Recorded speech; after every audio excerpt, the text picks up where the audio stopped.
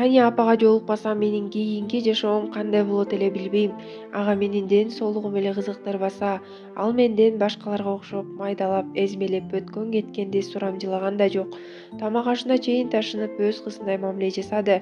Ооруканадан чыгаарда орто жаштагы дарыгер кирди, колума кагаз карматты. Мен үнсүз тиктедим. Майда жазылган кол жазманы эч нерсе көзүмө көрүнбөдү. Түшүнгөн да жокмун.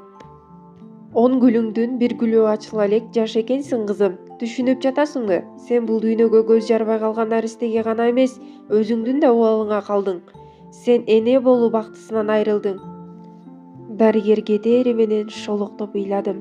Ушуга чейин жарыла албай турдум эле. Көз жаштарым селдей төгүлдү. Таня апа чуркап кирди. Менин оокаттарымды салыштырып, кийингенге жардам берди.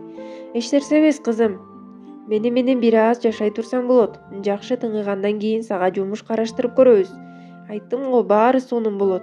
Ал эми негатив ойлорду көчөгө ыргытып сал. Өткөн жашооңо кайтып барба. Алды жакты гана кара. Ошондо сен сөзсүз бактылуу болосуң. Жүр кеттик. Башыңды өйдө көтөр. Тың бол деп кайраттуу сүйлөп мени жетелеп ооруканадан чыкты. Бир аазга жетпей, Таня апанын тааныштарынын жардамы менен жумушка орношуп, тикмеч болуп иштей баштадым. Бир эле жерде иштеп, тамактанып, жатаканасы да жанында болгону мага жакты. Себеби мени эч ким издеп таба албайт. Эч кимдин көзүнө да көрүнбөйм. Мени тааныгандар үчүн мен эми жокмун, дедим ичимен. 6-базар күндөрү бош болсок да, майда чүйдө заказдарды алып, эч жакка чыкпай иштей берчүмүн. Ар кандай ойлордон, кайгы кападан, жалгыздыктан, чексиз кусалдыктан иш сактап калчудай башымды көтөрбөй иштечүмүн.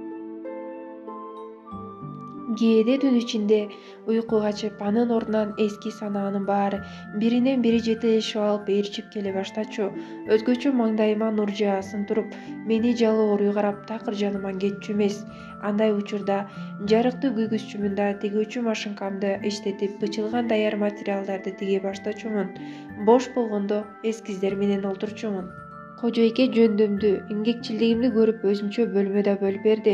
Ошентип айдан ай алмашты, жылдан жыл өттү. Убакыт шуулдап, кантип 5 жыл өтүп кеткенин сезбей калыпман. Көптөн бери оңчулуктуу күзгүгө карана элек болчумун. Чачымды тарап жатып өзүмдү карап, жүрөгүм шуудей түштү.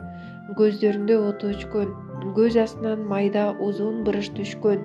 Узун чачтары суюлуп, самайларына биринин сегирин ак чач басып, эриндери кеберсиген, жүзү жансыз аял мени мистейип карап тургандай туюлду.